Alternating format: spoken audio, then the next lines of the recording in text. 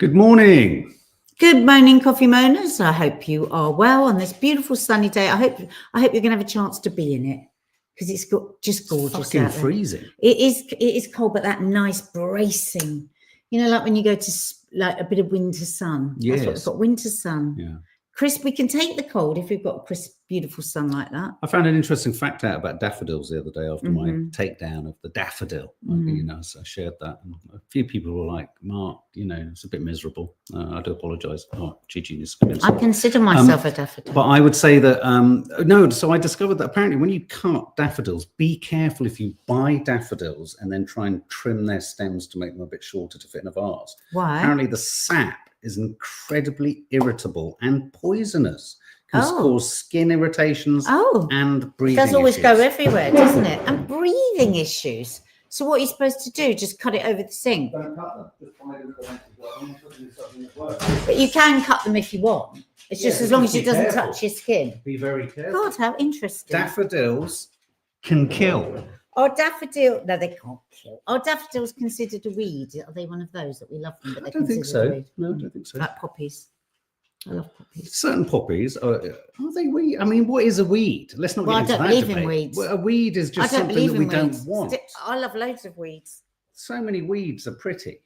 And what was once a weed can be welcomed into the flower contingent. But anyway, so what we're talking about, Nadia was just on her Instagram Live. We're going to be talking about the awful, awful story and the sentencing and the victim impact statement from John Hunt, who is the father and husband of the family that were killed by the Crossbow killer. We're going to be talking about that. We've both been so moved, haven't we, by his victim statement and the story. And I just think it speaks to so many fears and worries, especially, and it's all right to say this every now and then, it's not about just being a female skewing, but about being a parent to daughters. Just being a human being, huh? Well, being a human being, but also this is, again, misogyny of the most extraordinarily disgusting evil variety. Just, so we're going to talk about that. We're also going to talk about Mumsnet. It's 25 years old. I love their graphic, so clever. Mumsnet. I love that graphic. Me and Nads don't 100% see eye to eye on this, but I can't work out. I don't know if I don't altogether know what you're going to say, to be honest. It's and we're also going to be briefly talking about. I think they use this term a lot, don't they? Britain's strictest headmaster. He is pretty strict. He is, but then there's that other woman who's very strict too. There are so many strict. I mean, a headmaster's strict, aren't they? Yeah. But anyway, this strict headmaster says that many children are hiding behind issues.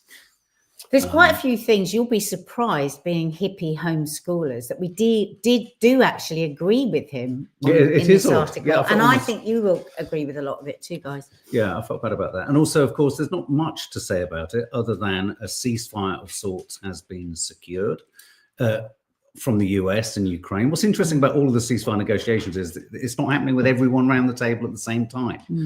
So we'll just be touching on that because hopefully we're going to do a Trump's America tonight where there'll be more info. Yeah. So I think we should go straight to. Let me just show you Hunt. the front of some of the papers this morning. Obviously, leading this as his name Kyle Clifford was sentenced. Monster. Let's just call him Monster. I'm so proud of all my girls. Quote from John Hunt about his tragically deceased daughters and wife. Front of the Daily Express. Metro, they'll roll out the red carpet in hell. Again, good line. These are quotes from his victim impact statement. Jail, then hell, the front of the Mirror. And of course, you know, he was when they say BBC star, John Hunt, he's a sporting commentator, sports presenter. So we're gonna talk about that. Now, Carl Clifford was given a literal life sentence, which when they say it, they said he will never leave prison. Now, I feel like there've been so many stories where we're forever told that a life sentence never means life. Does this mean life? He won't get out. Does this mean he life? won't get out? Can you imagine how society would respond if this man got out? I mean, there's not a single decent person that is not beyond horrified by it. I was just saying over on Instagram, I haven't actually been able to read all the details like I never could with the horrific French rape case. I just can't. It's too go there. It is too traumatic. But I know enough to know that he put them through the most horrific horror story over 4 hours, I think it was, because, and why that's relevant is that then comes up in John Hunt's brilliant victim impact statement. The man was a monster. He was a sociopath, a psychopath, everything, a misogynistic coward. There's no doubt about that.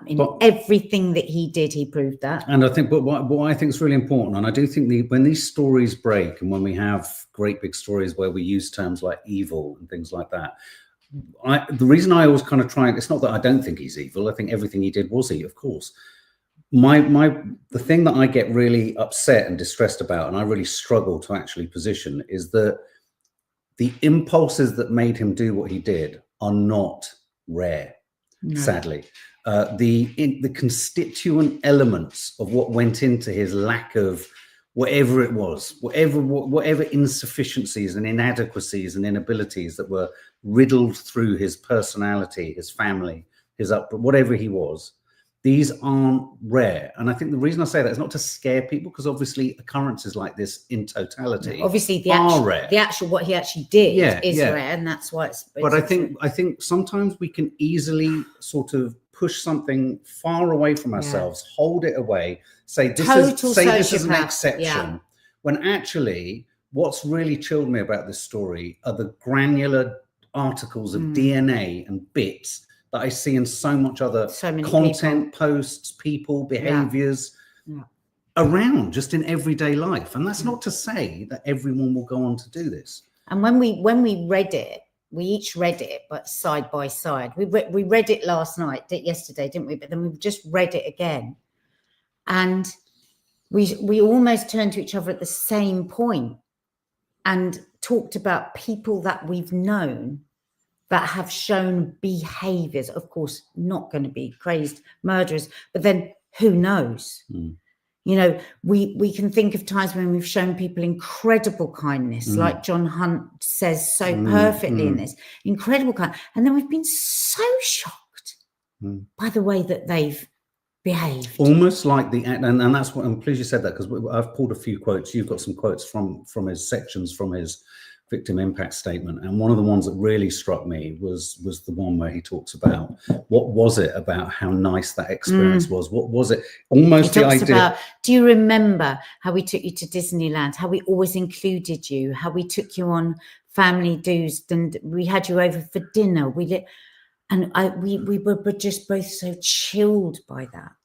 And he was polite, and he was, you know,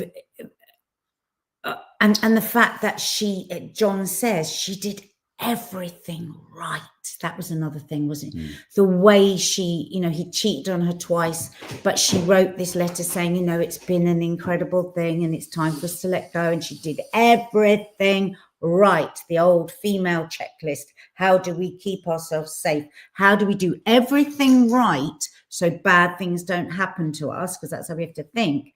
She did all those things. He thanked her in the most chilling reply. I'll always be your friend. Thank you for this. I understand. And as parents, well, and as just humans, you sit there and you think, oh my God, how are you supposed to know? Because our daughters say, in this generation, so many men have this language. He came back with the right language. Thank you for And that chilled us in a different way, didn't it? And in a weird way, that chimes in a little bit with what we're going to talk about in a while, about the headmaster saying kids are hiding behind issues. The language of mental health, the language of insecurity, the language of holistic care and kindness is so readily available and has been so readily harnessed and hijacked by individuals like this guy, who then turns it to their sort of nefarious ends. The thing I just want to say also that I find really chilling about this, and again, you know, you've kind of mentioned one of the quotes that I've screenshotted here, where he talks about that kindness. it really makes you pause as a family. It certainly made me pause in terms of how, I'm not suggesting there's anyone in our lives at the moment that we need to worry about, but it makes you pause in that openness and generosity of spirit, and openness and willingness to kind of embrace the fallibilities of people, reach into the insecurities of people and show love. Because clearly what's happened here, and I have my own first-hand experience directly of this with someone in my life years ago, was that the very act of showing love can prove to be so threatening and damaging to them. They want to destroy that they want to destroy you and destroy it. He says that. He says that what here, on doesn't earth he? are you supposed to do with that if your instinct is to reach out, if your instinct is to connect, if your instinct is actually, as this family's was with Carl Clifford, to make him feel safer and comfortable and worthy of he said, awful. you know, his family was, he talked about how shit his family was. So they supported him in that and listened. I mean, we very much have that attitude through our life, and that I believe in sharing a strong family and sharing what you have with people that aren't as, and we have throughout our lives. You know, we've seen people that have, you know, through friendships or past relationships where we go, oh my God, you didn't have any of this. Well, have some of ours. And how do we not lose that? Because that's the beauty of humanity and connection, which is everything. It's the only meaningful fucking thing we've got in the world. How do you do that and keep safe? How do you not be bitter? How do you not, not bitter, but how do you carry on with that innocence and the belief that if you're kind to another person, you'll be met with kindness? How do you continue? Well, and you know, obviously there's the horror of what he's gone through personally. There's the horror of the specifics of the case. There's the immediate and individual loss that he's feeling. There's then, in a story like this, the ability of anyone with loved ones and with families to project your own potential loss, isn't it? That's what we all do. You go, oh my God. I mean, we all have toyed with, we've all, you know, test driven the horror of this, even if it's not a conscious test driving. What makes us recoil is the thought that something like that, if it happened, and then you sort of think, well, hang on a minute. Good God, what was their mistake here? Going back to what you just said about how John Hunt's daughter, you know, Carl Clifford's victim, one of his victims, you know, she dealt with the breakup so correctly and ticked every right box, much in the same way that, in a different way, Sarah Everard had observed every single correct detail on the phone, in life. And when we say, you know, when we say correct, we mean inverted commas. Yes, in inverted commas. The ever-lengthening list of what we have to do to be safe. We're not asking enough about what we have to do with men that are leaving us feel unsafe. You tick all the damn boxes. Like, I found it now. He says here in his statement, I'd like to remind you, Kyle, how gracious Louise was to you in that final text to you. This is what she said on the 26th of June, the morning after she'd finished with you face to face, this morning after. She texted you, thanking you for what a wonderful year together, explaining how much she once loved you, that she never wanted any animosity to develop between you, and that she wanted you to take care of yourself. You texted back saying, oh God, I just got the shivers down my... Thank you for the clarity, Louise, so we can both start our healing process. Bastard. Sorry. I love you so much, and I will for a very long time.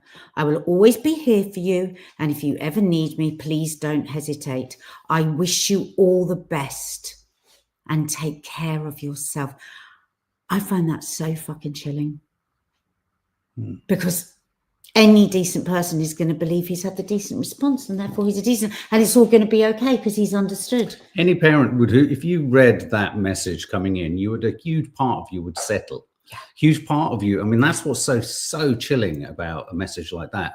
A huge part of you would actually go, okay, we can, you know, let go. I mean, I saw someone mention there, the family knew he had crossbows. I'm not suggesting you were saying this, maybe you're just giving it as information, but I don't think that in it. And you said that the family did nothing about it. What could the family do about it? I mean, you know, there is zero culpability.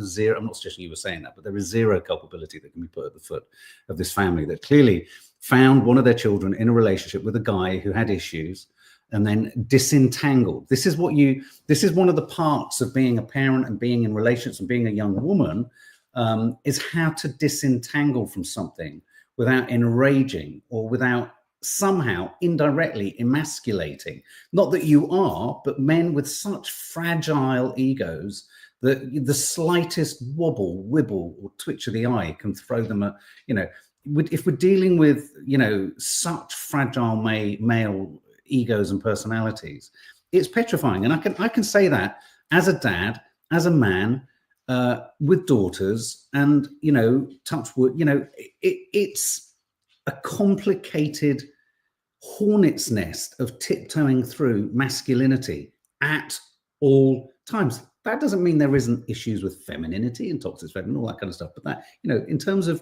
what this story for I think for very different people, for mums, for dads, for young women, this story is just truly horrible on every single level. I mean, he talks about how his wife was so kind to him and even suggested he should have relationship counselling so that he's in a better position for his next relationship. I mean, I can hear all these sort of things that we might say.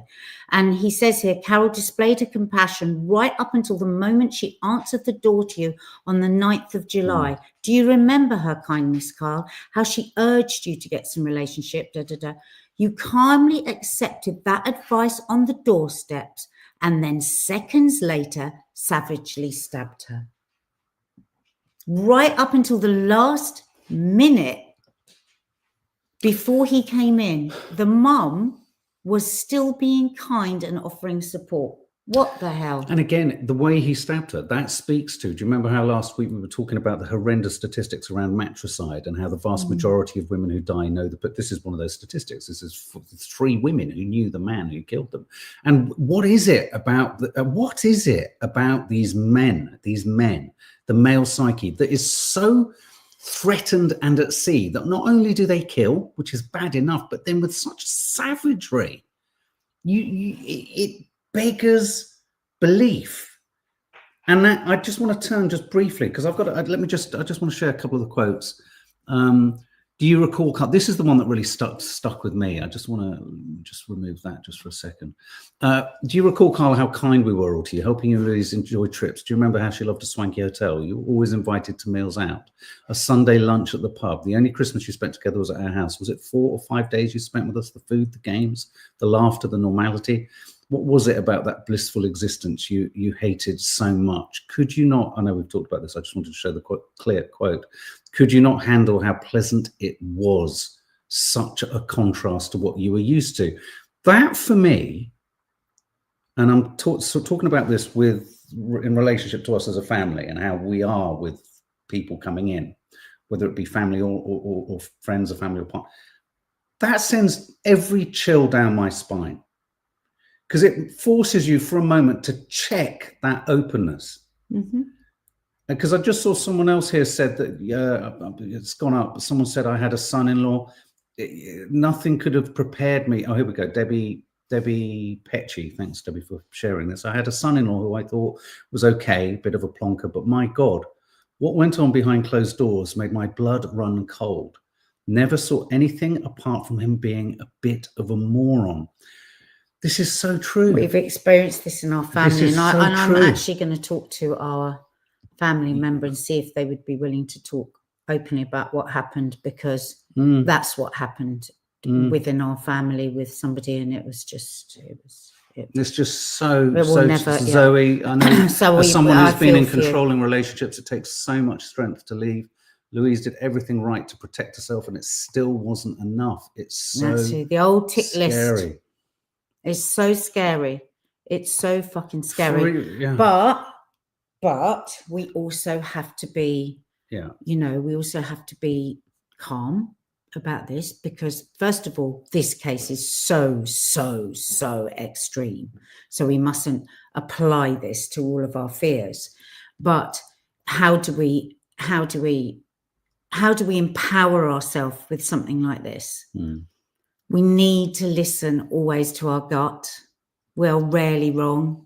We're rarely wrong when our gut tells us something.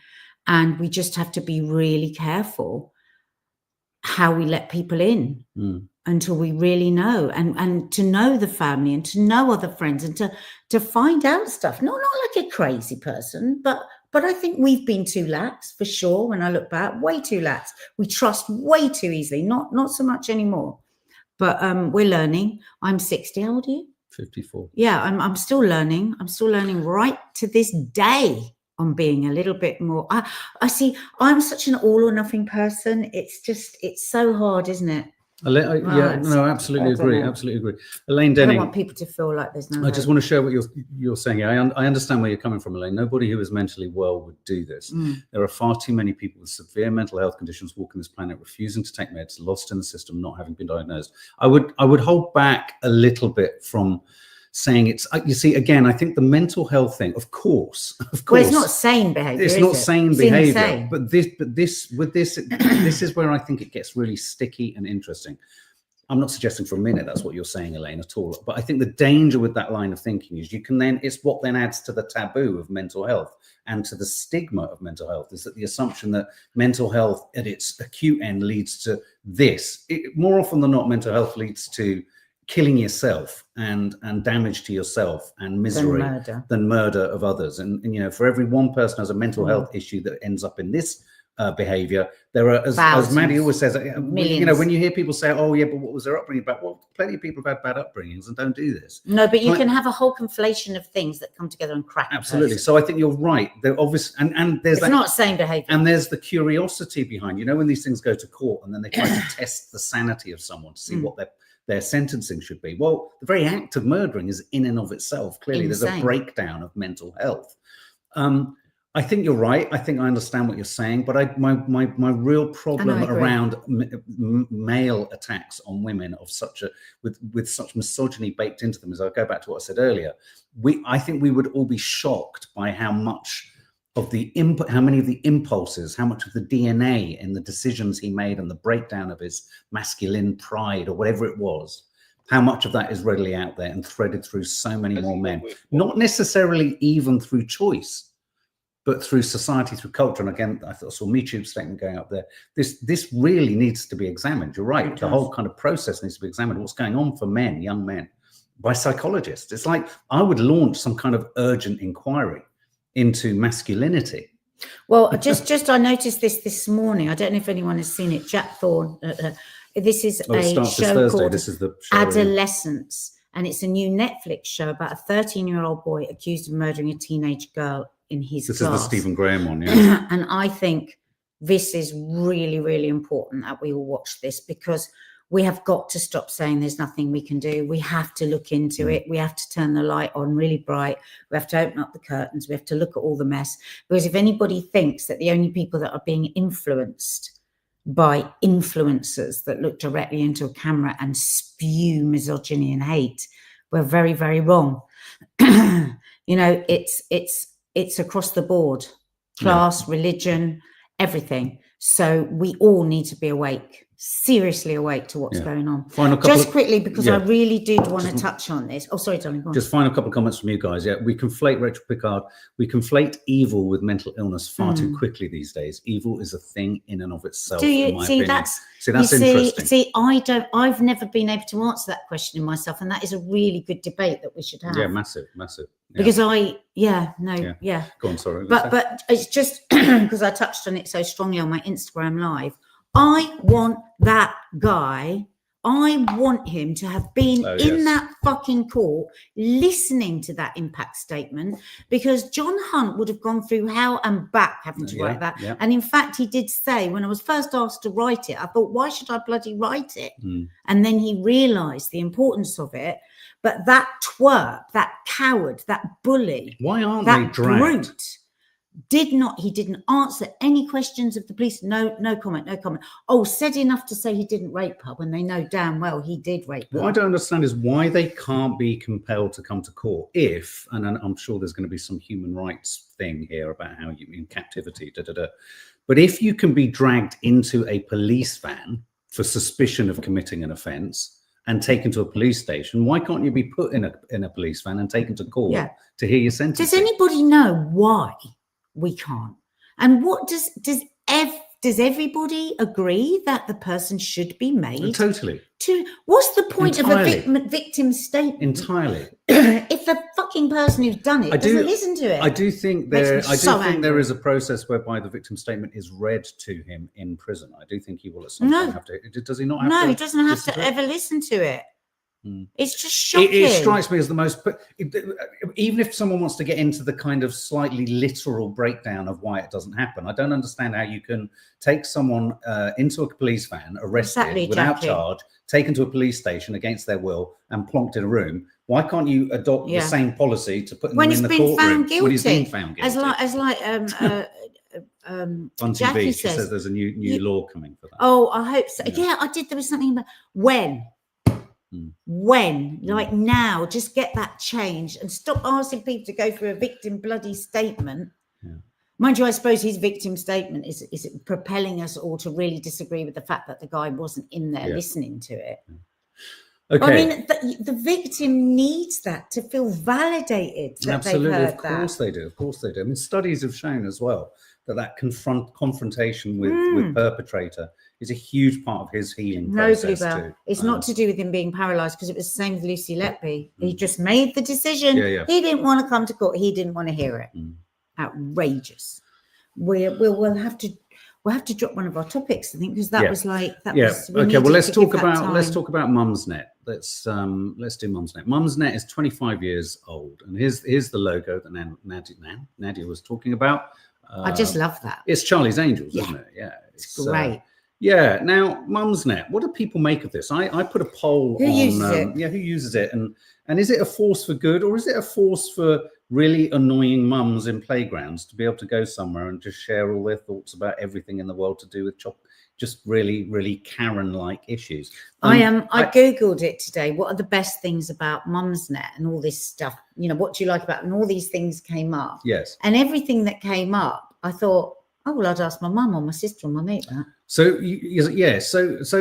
Mumsnet is a website, forum, group, a place to go for advice, to sharing concerns.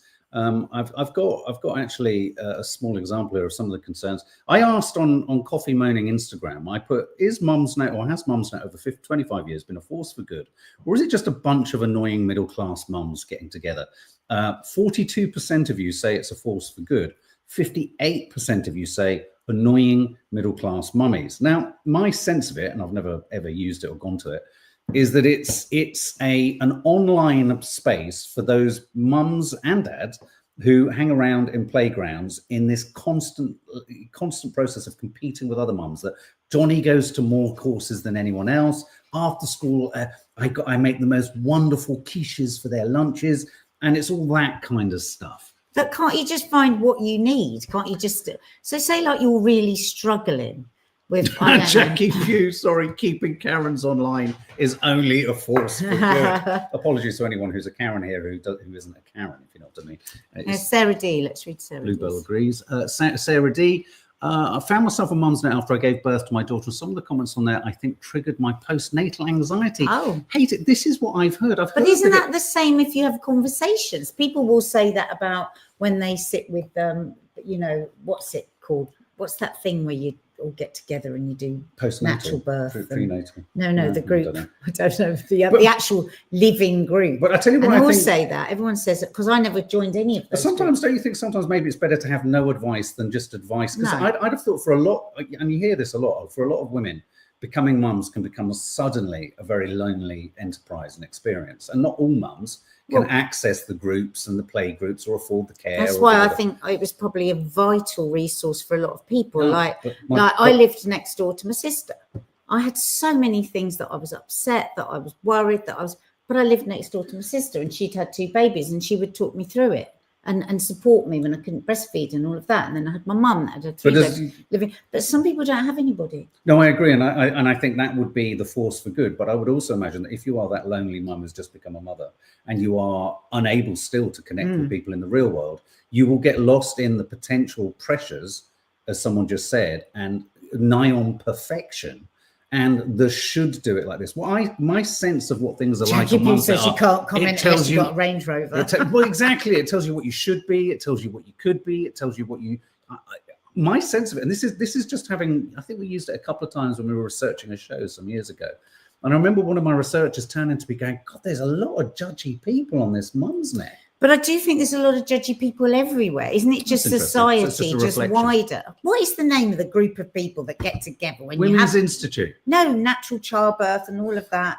Oh, God. I just want to share this. People always say to me when they've joined those that they just felt so insecure because the other mums were saying, oh, mine's sleeping through the night, or mine's doing this, or mine's doing that. It's just like, I think NCT. Thank you, Farida R. NCT. Here's a paragraph on some of the things that they discovered were discussed on Mumsnet. One ate a suet ball intended for the bird feeder. This is about a husband, thinking it was an artisan Scotch egg. Another got annoyed because his wife was so moved by the Sistine Chapel, she started screaming. Another started speaking. These are complaints about husbands on Mumsnet. Another started speaking like a pirate in the bedroom. One exceptional thread detailed being unable to leave the house because a tiny elderly Korean lady was sitting in a deck chair in the garden. I feel like you're speaking another language. I don't know what you're talking about. The point is, I think the vast majority of people on Mumsnet are totally unconnected to the real world. I personally, my shout on this is it's a forum for all those women in playgrounds that are completely unplugged into even the realities of motherhood. Sorry, that's my sense of it. And can I just ask you how often you're on Mumsnet? It's very strong. It's feeling. My sense of it. So, like in the last, I've said it's my sense of it. In the last week, all of the last year, how many times have you been on Mumsnet? I went on it this morning and I had to get off it and fast. looked at it for 5 fucking minutes. I had to get off it fast because I felt. But no, but I was saying to Maddie, it's funny, I was saying to Maddie this morning, I said, I get the same sense when you go to it, you come out in hives in the same way you would as the sort of, the gym mummy would kind of run in pushing 4 buggies with 86 twins in a dry robe. I hate dry robe in the playground, knobbers. That's it, exactly. But running with like 4 buggies, going, let's go for a jog. It means that the baby keeps sleeping. Oh, for God's sake. TikTok is the new Mumsnet. Oh, that's interesting. That's what Mate Edmondson says. Yeah, interesting. When do new mums get time? This is it. I just don't understand being judgmental of something just because it doesn't serve one's personal needs. I think if you're going on there to be a bit of a cow and be a bit of a madam, horrible. But I will assume that lots of people go on there who are desperate, lonely, or not necessarily lonely. You might have something you're just too embarrassed to ask somebody that you know. It could be, it could be anything. What about postnatal depression? I bet there's lots of people that will say that they've also, for the people that might have had more anxiety, there's probably as many people that say, well, actually, I find it really supportive. Of course. Look, I'm being gallows humor. I haven't got a fucking clue. Bridget M totally earmarked so many people giving you unrealistic advice and answers. I just always worry. But that's always been the way. It is. But I suppose when it's then in print and then you can't ignore it and then you can keep going back to it. You can avoid the fucking annoying knob jockey in the playground, can't you? If you realise every time they open their mouth, they're telling you that Jemima is in 85 different classes and she crocheted a car. God almighty. Anyway, DP, Mark is doing his Tarquin, love it. We have Next Door now. Oh, what's that? Next Door. Motherhood can be lonely, especially when children are small, says DP. Exactly. Karen Rogers, I looked at it to search up issues, but I would never have posted a question for fear of judgment. Wow, that is interesting. That is interesting. For fear of judgment. Edward Bevington, a genuine tool for protecting women and a women-only space that had to be ruined. Yeah, good point. I think the names suggest it's supportive mums who are there to help. I found it was full of weirdos. Sarah really had a bad time. Well, a lot of you are kind of chiming in with what I'm suggesting. Erin Bullimore. My friend thinks society is just people virtue signaling, showing off and judging each other. She didn't find anything helpful on Wow. Wow, so it really is like those parents in the playground. Especially me too, if you're a young mum whose friends are not mums. Yes, I mean, I get that. I can see it as a resource tool. But I think it's interesting how the pressure on new mums can, as you've just said, whether in the real world or virtually, can come from other mums. Oh, God, yeah. Everybody's got a bloody opinion. But you know what? You're going to be surprised about what I say now. What? I wish I'd listened to more varied advice. About what? Like, sometimes I think I would have loved... I know everyone says, the pressure of social media and everything. I actually would have really... Enjoyed it? Not enjoyed it, but I think it would have been helpful to me as a mum, as a new mum. Okay, well, we're going to end with 2 clips. As I say, the ball is in Russia's court with the ceasefire, so let's wait and see what Putin says. And we'll talk about kids hiding behind issues tomorrow. But this is a clip that Nadia wanted to show, and then I've got a clip I want to show you, which you're going to find so arresting. You ready for? Do you need to tee this one up or not? No. We're about to see now. So we're looking at a baby on her works there. Every time the mum cleans, she laughs. Oh, that laugh takes me back.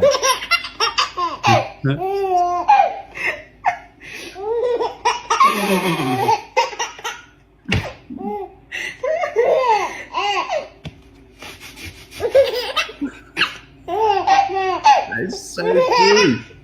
Oh, God.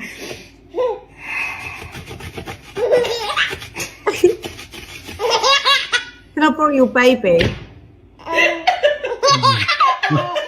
Oh, when he looks up at her.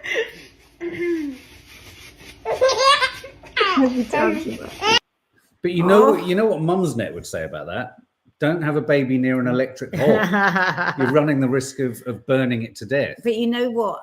For anyone that's had baby, isn't it funny how you can do something like that and you do eventually have to stop because they will continue to laugh forever? Right. What does that tell us about human beings? Exactly. You do eventually have to stop because when you first make your baby laugh, I'll just keep doing this until they stop, and they don't stop. So you actually have to stop. Yes, and weirdly you should say that, because in the middle of my most recent bipolar disaster, what really made me most upset was my feeling that I just wanted to be happy and enjoy things. No.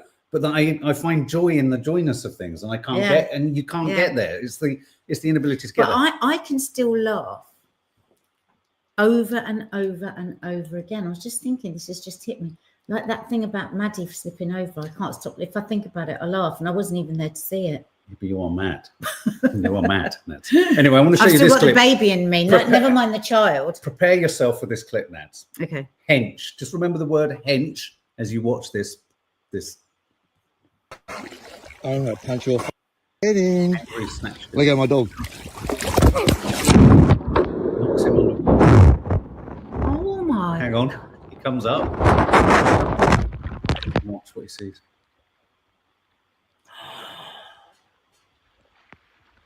God. Oh my! Look at God! He's laughing. I'm gonna punch your head in. Look at my dog. It's the fact that it knocks him underwater, and then when he comes up, I never realised that kangaroo looks like a hench. Man, what? That's just looking at him. You'd be shocked. I don't like kangaroos. We've eaten kangaroo. I don't think I like kangaroos. No, kangaroos, they're like, Jesus. I've seen a couple of things where they've gone batshit fucking crazy. Yeah. They're bad tempered. Like that. And those tails are so strong. Okay. All right, guys. Have a lovely day. Something will be landing tonight. We saw a fantastic film 2 nights ago. Review will be landing soon. A review of Mickey 17 will be coming. We are going to be watching also, it's quite nice actually, what I've noticed on the chat room for the members. We're going to be watching the Stacey Dooley documentary that lands on Thursday night about reporting or not reporting rape when it happens. I think it's going to be a really important piece of... We're going to do a live afterwards. So if you want to watch it and join us for a live afterwards. I'm getting to... and we're also going to be watching and reviewing Adolescence, the new Stephen Graham show that's landing on Netflix this Thursday. So, Charlene as well. Yeah. Maths talk, please. We need to... Well, why don't we do a maths talk off the back of either tonight or tomorrow night's show? Well, not... Tomorrow night. If we're doing Trump America we'll do tonight, night, it will have to be tomorrow night. Is it Thursday? Well, no, it can't be tomorrow night because that's Stacey Dooley. Oh yes, yeah. Okay, well we'll work out when. We'll do a natter one morning, maybe Friday mornings, coffee morning. All right, guys, and they bounce, MeTube. They really do. Lots of love. Have a good day, and thanks for all your